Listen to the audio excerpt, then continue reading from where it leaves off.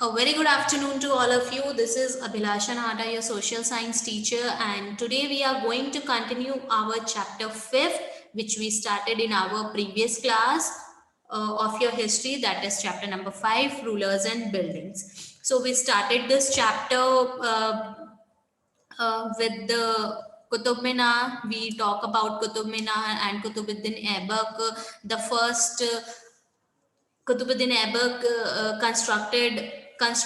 started constructed the Qutub Minar. Okay, he was the first ruler of slave dynasty. After that, we talked about how different types of constructions happened at that time, how many workers work in that time. So today we start with temple construction in the early 11th century. मंदिरों का जो construction होता था वो कैसे होता था? So the Kandaria Mahadev temple dedicated to Shiva was constructed in 999 by the king Dangadeva of the Chandela dynasty. ठीक है, अब देखिए ये जो आप टेम्पल देख रहे हो, उसका कंस्ट्रक्शन देख रहे हो, कितने सारे कर्व्स, कितनी सारी कटिंग्स, कितना ब्यूटीफुल लग रहा है। तो ये कंदारिया महादेव टेम्पल है, ठीक है, कंदारिया महादेव टेम्पल है, शिव जी का टेम्पल है ये, और मध्य प्रदेश खाजुराहो में है ये। खाजुराहो ग्रुप ऑफ मॉन्यूमेंट्स बहुत फेमस है मध्य प्रदेश में। तो ये खाजुराहो में आपका कांदारिया महादेव टेम्पल है, शिव जी का मंदिर है। 999 में बना था। कौन से किंग ने बनवाया था? धंगदेवा किंग ने बनवाया था, जो चांडेला डायनेस्टी से बिलोंग करते थे। An ornamented gateway led to an entrance and the main hall को उस टाइम पे महामंडपा बोला जाता था, where dances were performed. The image of the chief deity was kept in the main shrine, that is Garbhagriha. This was the place for ritual worship, where only king, his immediate family members and priests gathered. The Khajuraho complex contained royal temples where commoners were not allowed entry. The temples were decorated with elaborately carved sculptures. So आप देख रहे हो ये जो आपका temple है Kundariya Mahadev temple, जो खाजुराहो में है, मध्य प्रदेश में है।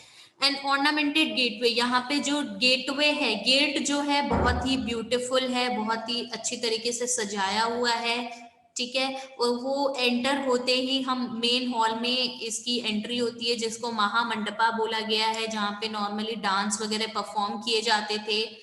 और यहाँ पे क्या है, चीफ डाइटी मतलब जो मेन भगवान की मूर्ति है वो यहाँ पे रखी जाती है। Was kept in the main shrine. इस हॉल के बाद एक बड़ा सा रूम है, एक मेन श्राइन है, ठीक है, जिसको हम गर्भगृह बोलते हैं। वहां पे जो मेन डाइटी है, मतलब जो मेन भगवान की मूर्ति है, उसको रखा गया है। और यहाँ पे जो भगवान की मूर्तियां जहाँ पे रखी जाती है, वहां पे हर किसी को एंट्री नहीं मिलती थी, खाली किंग ही उनको वर्शिप कर सकते थे, या उनके फैमिली मेंबर्स, या फिर पंडित को ही एंट्री मिलती थी। So the Khajuraho complex contained royal temples where commoners were not allowed. और ऐसे बहुत से खजुराहो में टेम्पल्स हैं जहाँ पे जो आप बोल सकते हो कि बहुत सारे जो कॉमन पीपल है उनको एंट्री नहीं मिलती थी। ये देखने में ऐसा मंदिर है, हम आज की डेट में जाएंगे तो हमें इस तरीके से दिखेगा खजुराहो टेम्पल, जो 11th सेंचुरी में बना है। बट हम एंट्री करते हैं तो जस्ट लुक एट दिस, ये एंट्री है, स्टेयर्स हैं, बहुत ही सुंदर सी ऐसे स्टेयर्स बनी हुई है, और फिर ये एंट्री गेट है, फिर ये आपका मेन हॉल है, ठीक है, मेन हॉल है ये। वो यहाँ पे डांस वगैरह परफॉर्म होता है। फिर इसके बाद ये मेन श्राइन है, जो गर्भगृह बोला है ना, गर्भगृह है, और यहाँ पे भगवान जी की जो मूर्ति है, मेन जो डाइटी की जो मूर्ति है वो रखी गई है, ठीक है। तो दिस इज द प्लान, ये प्लान है, ठीक है, कि टेम्पल का प्लान बनाया हुआ है कि ये टेम्पल अंदर जाते हुए ऐसे दिखता है। सो नाउ अब हम बात करते हैं फिगर 4 ये वाले इस टेम्पल की। The Raja Rajeshwara temple at Thanjavur had the tallest shikhara amongst temples of its time. Constructing it was not easy because there was no cranes in those days, and the 90-ton stone for the top of the shikara was too heavy to lift manually. So the architects built an inclined path to the top of the temple. The way to the top, the path started more than 4 kilometers away so that it would not be too steep. This was dismantled after the temple was constructed, but the residents of the area remembered the experience of the construction of the temple for a long time. Even now, a village near the temple called Charupalam, the village of the incline. अब देखिए, ये shikara temple है, ठीक है, राजा Rajeshwara temple है, थांजावुर में है ये, ठीक है। ये जो शिकारा होता है, शिकारा क्या होता है आपको मैं बताती हूँ। ये देखिए, ये वाला जो एरिया देख रहे हो ना, ठीक है, इसको हम क्या बोलते हैं, शिकारा बोलते हैं। और ये थांजावुर में है। थांजावुर आपका कहाँ पे है, थांजावुर आपका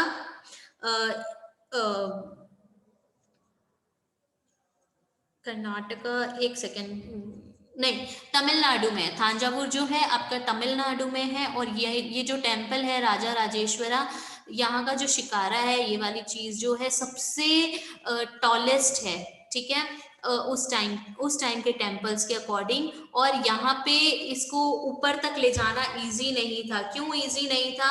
क्योंकि उस टाइम पे क्रेन्स या टेक्नोलॉजीज इतनी डेवलप बिल्ट नहीं हुई थी, इन्वेंट नहीं हुई थी कि गाड़ी वगैरह की हेल्प से या क्रेन्स की हेल्प से उसको एक 90 टन के स्टोन को ऊपर लेके जा सके।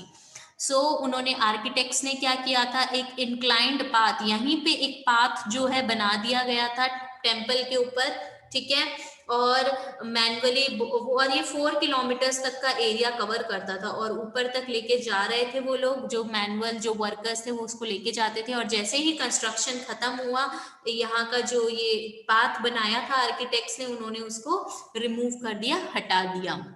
बट जो आसपास के लोग हैं, बहुत टाइम तक उनको यहाँ का जो एक्सपीरियंस था कि ये टेम्पल बिल्ट कैसे हुआ, उनको ये एक्सपीरियंस अभी तक बहुत लोगों को अभी याद है। Even now a village near the temple is called the Charupalam, the village of the incline. जो पास का जो विलेज है, विलेज ऑफ द चारूपलाम नाम है, और उसको विलेज ऑफ इंक्लाइन के नाम से भी जाना जाता है, ठीक है। Now two technological and stylistic developments are noticeable from the 12th century. First, the weight of the superstructure above the doors and windows was sometimes carried by arcs. This architectural form was called arcuate. देखिए, हमने दो noticeable two technological stylistic developments are noticeable from the 12th century. हमने 12th century में क्या देखा, दो noticeable technological developments देखी थी। पहली क्या थी, super structure above the doors, doors के ऊपर जो सुपर स्ट्रक्चर्स, ठीक है। अब ये वाला पिक्चर देखिए, ये 5A पिक्चर, ये डोर है और उसके ऊपर एक सुपर स्ट्रक्चर बना हुआ है। ये डोर है, इसके ऊपर सुपर स्ट्रक्चर बना हुआ है, ठीक है। तो इसको क्या बोला जाता है, इस आर्किटेक्चरल फॉर्म को हम बोलते हैं आर्क्यूएट, ठीक है। Now second one is limestone cement was increasingly used in construction. This was very high quality cement which when mixed with stone chips hardened into concrete. This made construction of large structures easier and faster. Take a look at construction site in figure 6. अब देखिए, ये figure 6 है, ये construction site है उस time की, ठीक है। ये पेंटिंग है, फर्स्ट ऑफ ऑल हम इसके बारे में पढ़ लेते हैं, फिगर 6 के बारे में। A painting from the Akbarnama showing the construction of the water gate at the Agra fort. जो आगरा फोर्ट में वाटर गेट बन रहा था, उसकी पेंटिंग, अकबरनामा हमने पढ़ा था ना मुगल एम्पायर में, अकबरनामा, अकबर की बुक थी, अकबर ने लिखवाई थी वो बुक अकबरनामा।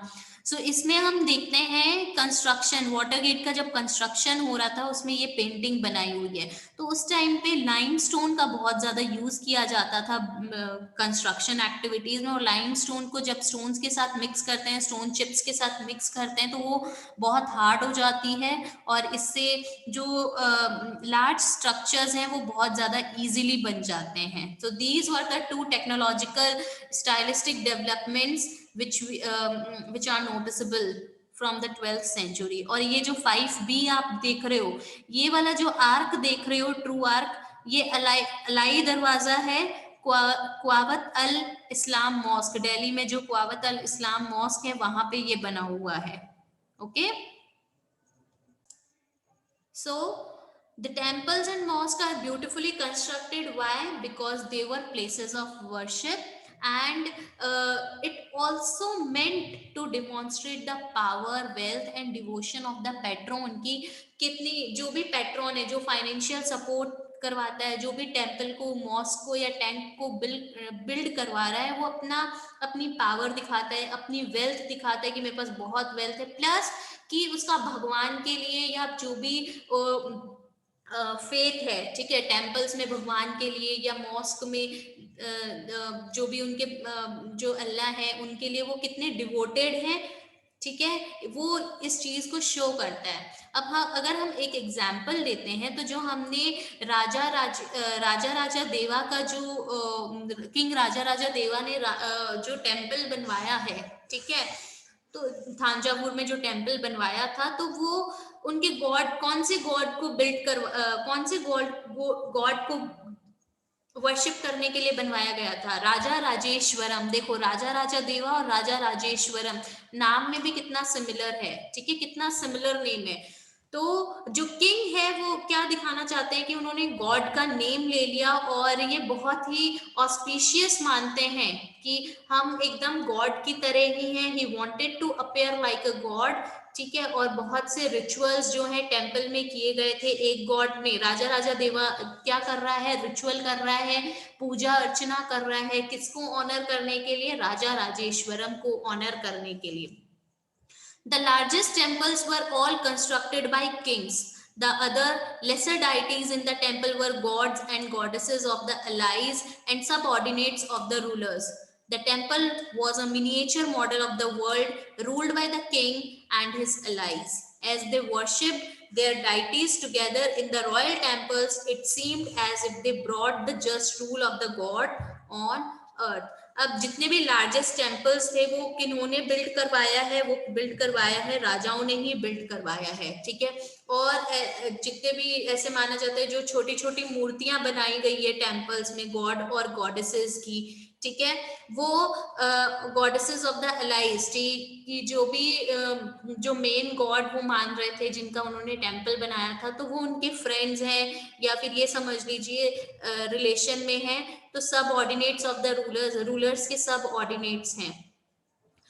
तो वो लोग जब भी एक टेम्पल को बिल्ड करवाते थे तो वो लोगों तक क्या पहुंचाना चाहते थे कि ये जो वर्ल्ड है उनका जो वर्ल्ड वो रूल कर रहे हैं, टेम्पल जो है एक मिनिएचर फॉर्म है जो किंग और उनके जो दोस्त हैं, सबऑर्डिनेट्स हैं, वो क्या कर रहे हैं? रूल कर रहे हैं। और जैसे जैसे ये वर्शिप करते हैं अपनी, ये जो मूर्तियां हैं रखी हुई है, जो भगवान है, उनको जब वो रॉयल टेम्पल्स में साथ में मिलके जब उनकी पूजा अर्चना की जाती है तो ऐसा लगता है कि वो हमारे धरती में जो रूल है वो किसका रूल है? वो गॉड का रूल है, ठीक है। ये हो गई टेम्पल्स की बात। Now Muslim sultans and Padshahs did not claim to be incarnation of God, but Persian court chronicles described the Sultan as the shadow of God.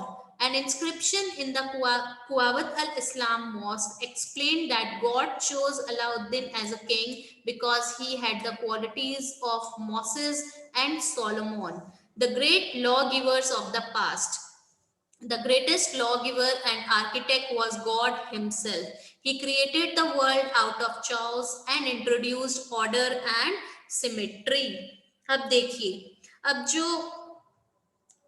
Muslim sultans और बादशाह थे या पदशाह थे, वो गॉड पे बिल्ट नहीं करते थे कि गॉड अवतार लेके, इनकारनेशन का मतलब आप ये समझ लीजिए अवतार लेना ही होता है, ठीक है। वो ये नहीं समझते थे कि भगवान का अवतार होता है। But Persian court chronicles describe the sultan, जो पर्शियन कोर्ट है उन्होंने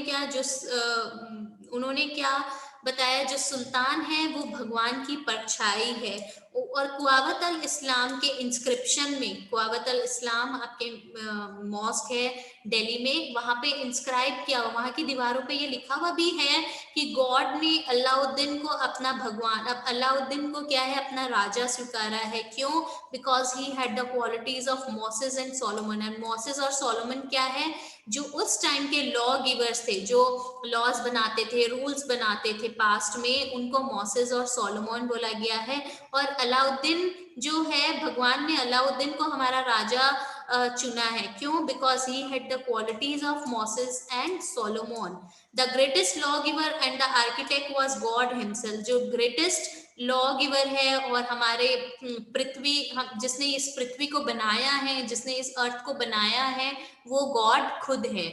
He created the world out of chaos and introduced order and symmetry. उसने इस वर्ल्ड को क्या है, चाओस के साथ, चाओस मतलब क्या होता है, एक कंफ्यूजन होता है, a state of utter confusion, ठीक है, उसको हम चॉस बोलते हैं। He created the world out of chaos, confusion में नहीं बनाया है। And introduced order and symmetry, कि सिमेट्री क्या होती है, ऑर्डर क्या है, इसके साथ उन्होंने क्या किया है, गॉड ने हमारे धरती को बनाया है।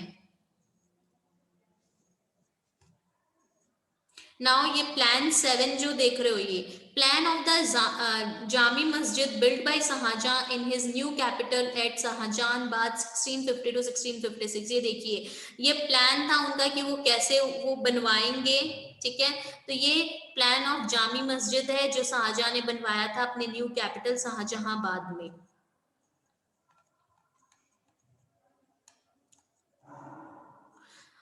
One more thing, look at this, a royal architect. The Mughal Emperor Shahjahan's chronicler declared that, first of all, what do you mean by the term chronicler? Chronicle क्या होता है? एक factual written document बोल सकते हो, account बोल सकते हो, जिसमें important historical events को बताया जाता है, ठीक है, कि कैसे कोई पहले ये चीज हुई, फिर ये हुआ, फिर ये हुआ, ठीक है। एक रिटन अकाउंट होता है जिसमें जितने भी इंपॉर्टेंट आपके इवेंट्स होते हैं या फिर हिस्टोरिकल इवेंट्स होते हैं, किस ऑर्डर में ऑकर हुए हैं, उसको हम बोलते हैं क्रॉनिकल, ठीक है। तो मुगल एम्परर शाहजहां के जो क्रॉनिकलर थे, उन्होंने he declared that the ruler was the architect of the workshop of empire and religion. जो भी रूलर है वो ही, जितने भी एम्पायर और रिलीजन का रिलीजन जो बनेगा, उन सब के आर्किटेक्ट कौन होंगे, जो रूलर है वो ही होंगे। As each new dynasty came to power, kings wanted to emphasize their moral right to be rulers, constructing places of worship, provided rulers with the chance to proclaim their close relationship with God, especially important in an age of rapid political change. Rulers also offered patronage to the learned and pious and tried to transform their capitals and cities into great cultural centers that brought fame to their rule and their realm. Now, first of all, who will tell me the meaning of dynasty? हर एक dynasty में either it is slave dynasty, Gupta dynasty, Mauryan dynasty, ठीक है, कोई भी dynasty हो, जितने भी Kings जो पावर में आते थे, जो किंग्स थे, वो क्या चाहते थे, वो उन्हें लगता था कि रूलर्स बनाना हमारा जो है मॉरल राइट है, हमें रूलर्स जो है भगवान ने खुद ने बना के भेजा है, रूलर्स बनना हमारा मॉरल राइट है। और वर्शिप की प्लेसेस जो जहाँ पे हम वर्शिप करते हैं, चाहे वो टेम्पल्स हो, मॉस्क हो, ऐसे टेम्पल्स को कंस्ट्रक्ट करवाना रूलर्स का ही क्या है, रूलर्स का एक आप ये बोल सकते हो, provided rulers with the chance to proclaim their close relationship with god, कि मतलब प्लेसेस ऑफ वर्शिप अगर हम बनवाते हैं तो मतलब ये एक ऐसा चांस होता है कि जब रूलर्स जो हैं गॉड से क्या कर सकता है, क्लोज रिलेशनशिप रखे, गॉड से मिल सके। Especially important in an age of rapid political change. और उस टाइम पे बहुत से जब भी पॉलिटिकल चेंजेस आ रहे होते थे उस टाइम पे हर एक रिचुअल को करना, ये कंस्ट्रक्ट करवाना, ये बहुत इंपॉर्टेंट मानते थे। Rulers also offered patronage. Patronage का मतलब क्या है? सपोर्ट करना to the learned and pious. Pious मतलब होता है religious belief. Rulers also offered patronage, कि वो सपोर्ट भी, जितने भी आपके जो ऐसे लोग थे जो बहुत रिलीजियस बिलीव्स रखते थे और वेदास पढ़ते थे या भगवान मेडिटेशन करते थे या भगवान के बारे में जानना चाहते थे, रूलर्स उन्हें क्या करते थे? सपोर्ट भी करते थे। एंड अपनी जो भी एरिया वो रूल करते थे, उनकी कैपिटल्स जो होती थी या फिर सिटीज जो होते थे, उनको कल्चरल सेंटर्स में क्या कर देते थे? ट्रांसफॉर्म कर देते थे, जिससे कि उनकी जो कैपिटल है, जैसे फॉर एग्जांपल अगर हम मौर्यन एम्पायर की बात करें तो पाटलिपुत्र की, पटना, प्रेजेंट डे पटना, पाटलिपुत्र को उन्होंने क्या कर दिया? एक कल्चरल सेंटर बना दिया, जिससे कि उनके रूलिंग एरिया में उनका बहुत नेम हो और कि उनके टाइम पीरियड पे ऐसा काम हुआ था, उनके टाइम पीरियड पे टेम्पल्स की कंस्ट्रक्शन हुई थी, यहाँ पे टेम्पल को कंस्ट्रक्ट करवाया गया था। तो ये वो क्या चाहते थे? कि उनका नाम हो in future. So it was widely believed that the rule of a just king would be an age of plenty when the heavens would not withhold rain. At the same time, making precious water available by constructing tanks and reservoirs was highly praised. Sultan Iltutmish won universal respect for constructing a large reservoir just outside Delhi-e-Kuna. It was called the Hauz-e-Sultani, or the King's Reservoir. Can you find it on map 1 in chapter 3? Rulers often constructed tanks and reservoirs, big and small, for use by ordinary people.